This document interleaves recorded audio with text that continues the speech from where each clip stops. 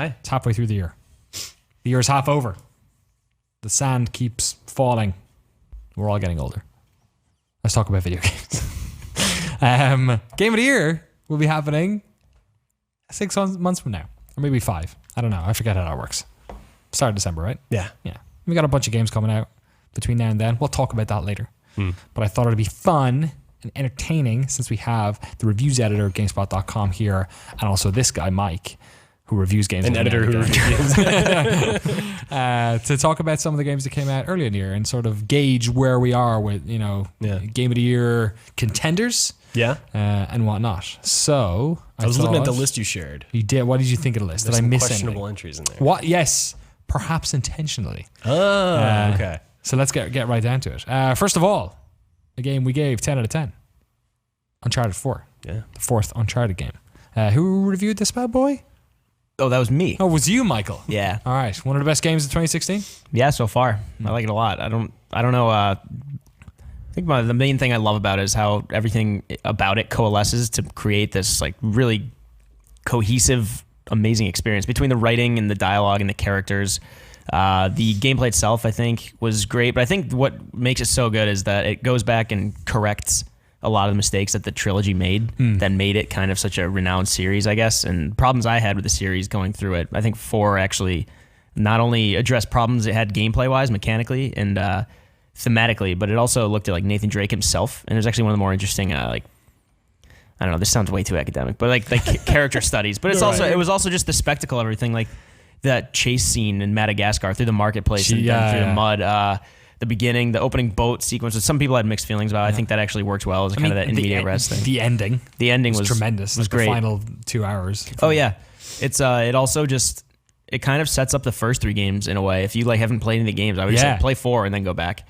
In a weird way, it kind of sets it up as like these legends that they talk about. But totally, I as somebody who barely I played 2 and I played half of 3. Yeah. So I wasn't like deep in it, and I thought it did a great job of filling in all those gaps. Yeah, and just it's gorgeous, which isn't like usually my main takeaway from games, but it really is. I think just it doesn't have any weak aspects to it, in my opinion, at all.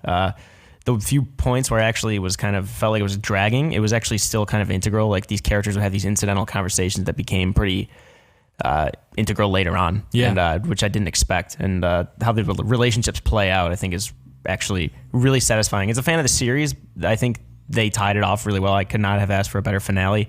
But also, just like I think Naughty Dog did a lot of things better here than they did with The Last of Us, which previously I thought was their best game. Yeah, totally. For one of the best action games I've ever, just in terms of the combat and how controlled and movement within the arenas and stuff was so much fun.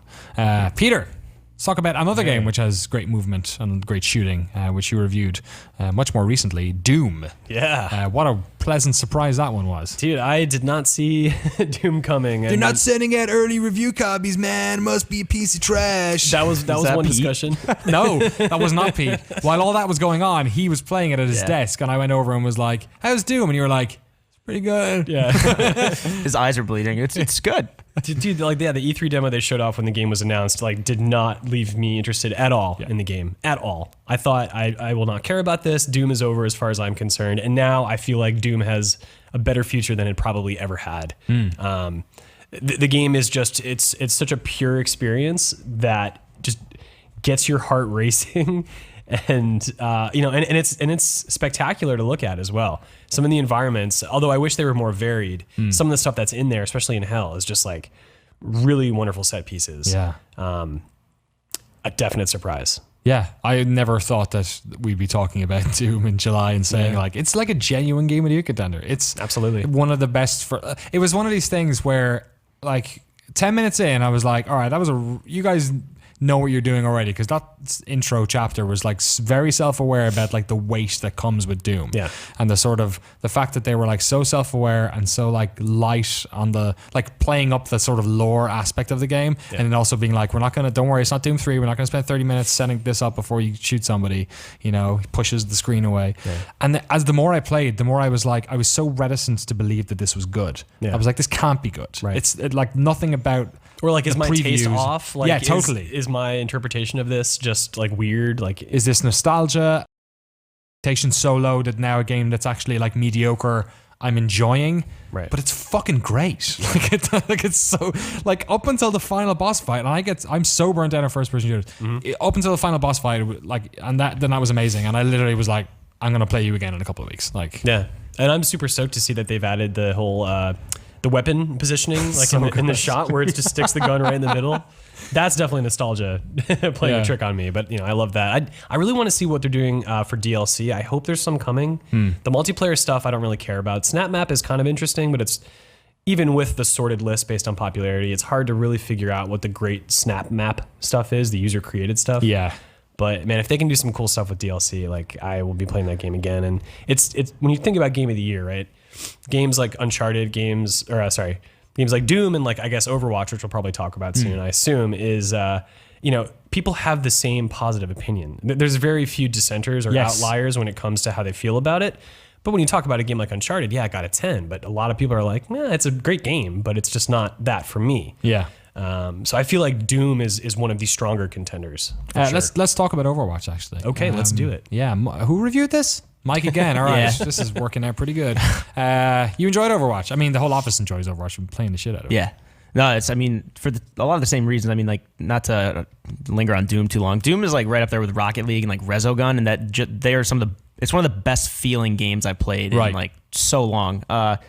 Overwatch is the same thing. You mean the game is different for everyone, almost like kind of different than Doom. It's everyone who jumps into it. Yeah, it's pretty universally positive, I would say. But you jump in as Genji, and it's a different game than if you're playing as Zarya, who my favorite character is. If you jump in as Lucio, you're looking at the game itself and through a whole different lens. You're looking at it through a different scope. There's different scale to the fights because you want to keep different distances based on different characters.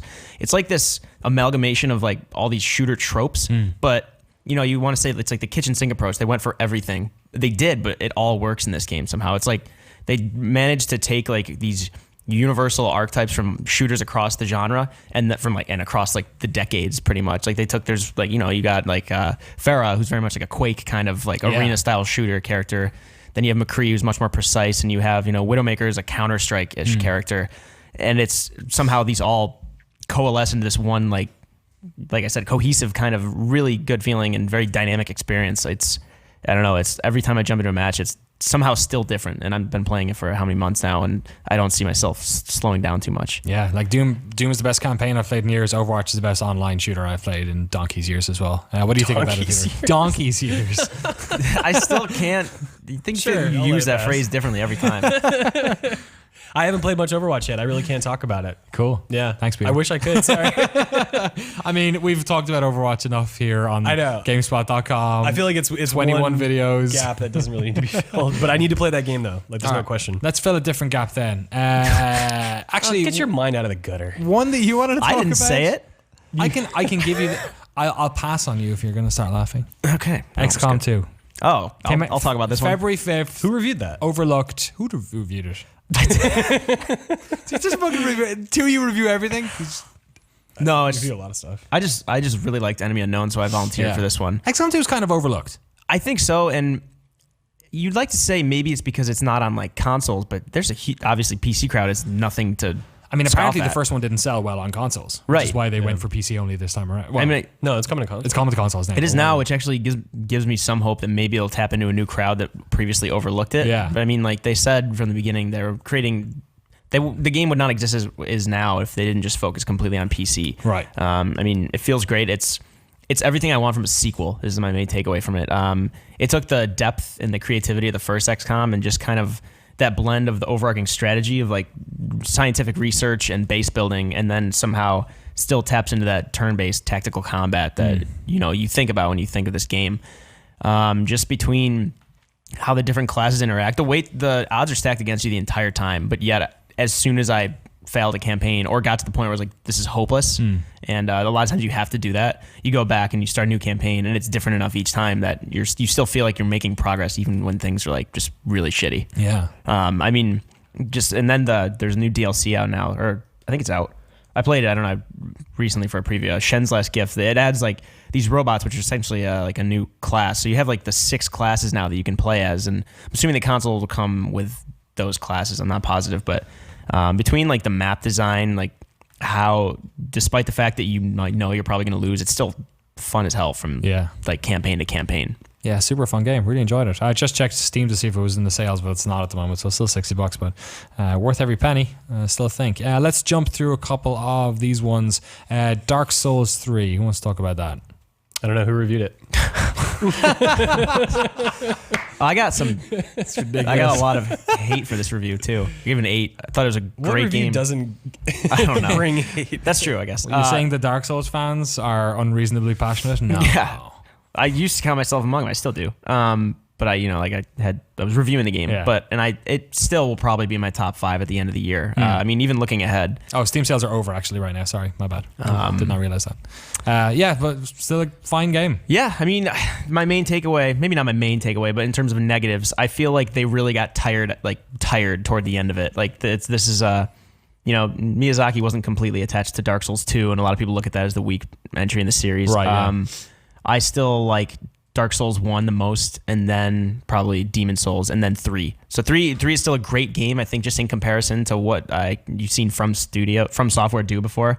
The bosses in this, a lot of times were you would fight a boss later on that felt recycled. You're like, okay, the old king is pretty much just someone I fought earlier on. Yes. And then you fight Champion Gundyr. It's Iodex Gundyr, obviously that's the whole point, but it was still like the moment to moment, the level design, like the way it's like the verticality of it folds in on itself, and you still like discovering a shortcut is just as rewarding as empowering as killing a boss. And no matter how, like we were talking about Fury earlier, which is like a lot of boss fights and a lot of frustration, but at the same time, Dark Souls 3 is very Dark Souls-esque. No, it's despite the fact that you're losing to these bosses time and time again, it's satisfying moment to moment, and like you feel you're rewarded. You know, like despite the fact that you might be fighting recycled bosses later, it's still such an empowering experience to really feel like you came out of that game like more skilled than you went in, like by far. Certainly a contender. I was flicking through some of the games here, checking our reviews to see if all of them were reviewed by Mike. The next 2 I looked up were both reviewed by Mike. So I'm actually going to jump to one that I know you reviewed, Peter. Don't worry about it. It's all good. March 10th. You guess what it was? I didn't review the game March 10th. It was Hitman. Yes, it was. Yes, and that was the first episode I reviewed. Yes. Yes. What do you think of Hitman? Have you played the subsequent episodes? I played up until episode 3. I've only reviewed the first 2 episodes. I'm going to wait until the full game comes out and review that. Yeah. Because when I played episode 3, I beat it in less than an hour. Right. And now Hitman is a game that you can go back in and you can mix up the way you complete endlessly replayable, Peter. Right. But it's, in my opinion, it's not good enough to inspire that kind of repetition. Right.